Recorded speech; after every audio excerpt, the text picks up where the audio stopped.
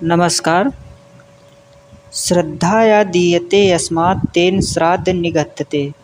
अर्थात शास्त्रकारों ने एक श्लोक के माध्यम से श्राद्ध के विषय में बताया है या श्राद्ध के बारे में बताया है। इस श्लोक का अर्थ यह बताया है, श्रद्धा से युक्त होकर दिया जाने वाला भोजन, वस्त्र आदि श्राद्ध कहलाता है या श्राद्ध को परिभाषित करता है। तो आइए आज इसी विषय पे चर्चा कर लेते हैं, पितृपक्ष पर। वैसे तो पितृपक्ष चालू हो गया है, 29 सितंबर से चालू हो गया है और आप सभी लोग अपने अपने पितरों के निमित्त कर्म भी कर रहे होंगे। श्राद्ध कर्म है या उनको तर्पण पानी देना, ये सब आप कार्य कर रहे होंगे। तो इसी विषय पे आज चर्चा कर लेते हैं कि किस तिथि को अपने पितरों में किस तिथि को किनको श्राद्ध देना चाहिए, किन किन पितरों को किस तिथि में श्राद्ध या तर्पण करना चाहिए। तो वैसे तो हिंदू धर्म ग्रंथों के अनुसार जिस तिथि को हमारे पूर्वज गमन कर जाते हैं या एक्सपायर हो जाते हैं, उसी तिथि को उनका श्राद्ध मनाया जाता है, ऐसा हमारे ग्रंथों में उल्लेख मिलता है। और इस पक्ष में तो लोग अपने पितरों को जल देते हैं और उनकी मृत्यु तिथि पर श्राद्ध भी करते हैं। ऐसा करने से उनके सारे मनोरथ कार्य पूर्ण होते हैं, ऐसा हमारे हिंदू धर्म ग्रंथों में बताया गया है। अब जिन लोगों को अपने परिजनों की मृत्यु की तिथि ज्ञात नहीं होती है, मान लीजिए कोई भूल गया है या उसको अपने परिजन की मृत्यु की तिथि ज्ञात नहीं है या नहीं लिख पाया था, नहीं मालूम किसी तरह से, तो उनके लिए पितृपक्ष में कुछ विशेष तिथि भी निर्धारित की गई हैं, जिस दिन वो अपने उन पितर के निमित्त श्राद्ध कर सकते हैं। तो आइए सीरियल से जानते हैं कि प्रतिपदा तिथि को किन को श्राद्ध करना चाहिए। इस तिथि को जब प्रतिपदा तिथि पड़ती है तो इस तिथि को नाना नानी हो गए, इनका श्राद्ध करना चाहिए। यानी इस तिथि को नाना नानी के श्राद्ध के लिए सही माना गया है। इस तिथि को श्राद्ध करने से उनकी आत्मा को शांति मिलती है। यदि नाना नानी के परिवार में कोई श्राद्ध करने वाला ना हो और उनकी मृत्यु तिथि भी याद ना हो, तो आप इस दिन उनका श्राद्ध कर सकते हैं। अब पंचमी तिथि को, जिनकी मृत्यु अविवाहित स्थिति में हुई है, उनका श्राद्ध इस तिथि को किया जाना चाहिए। यानी कि जो अविवाहित है ही रहे हैं, उनकी शादी नहीं हुई है और वो मृत्यु को प्राप्त हो गए हैं, उनका श्राद्ध पंचमी तिथि को किया जाना चाहिए, ऐसा शास्त्रों में वर्णित है।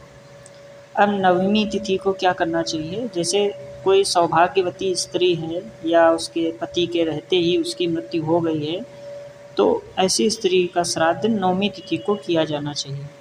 यह तिथि माता के श्राद्ध के लिए उत्तम मानी जाती है।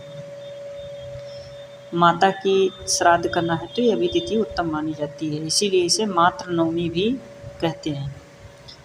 ऐसा माना जाता है कि इस तिथि पर श्राद्ध कर्म करने से कुल की सभी दिवंगत महिलाओं का भी श्राद्ध हो जाता है। तो नवमी तिथि महिलाओं के लिए हो गई, सौभाग्यवती स्त्रियों के लिए हो गई। अब बात आती है एकादशी और द्वादशी की। एकादशी और द्वादशी को किसका श्राद्ध करना चाहिए। एकादशी में वैष्णव सन्यासी का श्राद्ध करते हैं, अर्थात इस तिथि को उन लोगों का श्राद्ध किए जाने का विधान है जिन्होंने संन्यास लिया हो।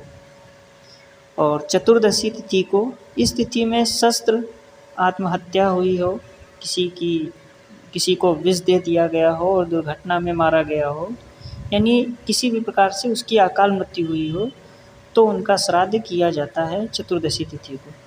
जबकि बच्चों का श्राद्ध कृष्ण पक्ष की त्रयोदशी तिथि को करने के लिए कहा गया है। बच्चों का श्राद्ध, बच्चे अगर चले जाते हैं उनके लिए अगर श्राद्ध करना है तो त्रयोदशी तिथि को किया जाना चाहिए, इससे उनकी आत्मा को शांति मिलती है। अब सर्वपितृ मोक्ष अमावस्या, इस दिन क्या करना चाहिए। किसी कारण से पितृपक्ष की अन्य तिथियों पर, जैसे पितरों का श्राद्ध करने से चूक गए हैं या पितरों की तिथि याद नहीं है, तो इस तिथि पर सभी पितरों का श्राद्ध किया जा सकता है। भूल गए हैं, किसी कारण से छूट गया है, किसी कारण कोई भी हो, अगर छूट गया है या मालूम नहीं है, तारीख याद नहीं है, तो आप अमावस्या तिथि को कर सकते हैं। शास्त्र के अनुसार अगर बात की जाए तो इस दिन श्राद्ध करने से कुल के सभी पितरों का श्राद्ध हो जाता है। सारे कुल के सभी पितरों का श्राद्ध हो जाता है। और इसके साथ साथ इतना ही नहीं, जिनका मरने पर संस्कार नहीं हुआ है, या मतलब जो लोग मरने के बाद संस्कार नहीं हुआ है उनकी कई बार ऐसा होता है कि दुर्घटना हो गई, एक्सीडेंट हो गया, बॉडी का पता ही नहीं चला कहाँ पड़ी है, या कहीं घर से बाहर भाग गया कोई व्यक्ति उसका आज तक पता ही नहीं चला है और मर गया, वो बाद में पता चलता है कि वो व्यक्ति मर गया, लेकिन उसकी मिट्टी नहीं मिली। ऐसी स्थिति में भी उनका अमावस्या तिथि को श्राद्ध करना चाहिए। बाकी तो जिनकी जो तिथि हो श्राद्ध पक्ष में, उसी तिथि पर श्राद्ध करना चाहिए, ये उचित है। तो आप भी देख लीजिएगा किस तिथि में कौन सा श्राद्ध करना है, आप इसी से मिलान कर लीजिएगा और उसी तिथि को श्राद्ध करिएगा। अगर याद नहीं है तो अमावस्या तिथि को भी श्राद्ध कर सकते हैं।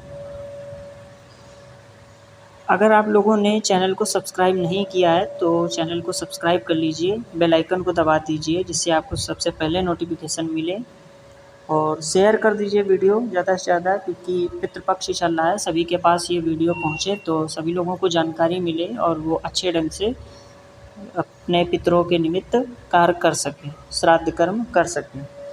और अगले वीडियो में और बृहद विस्तृत जानकारी आप लोगों को इसी से संबंधित दी जाएगी, तो आप लोग उसका वेट करिएगा, जल्दी ही वो वीडियो आएगा।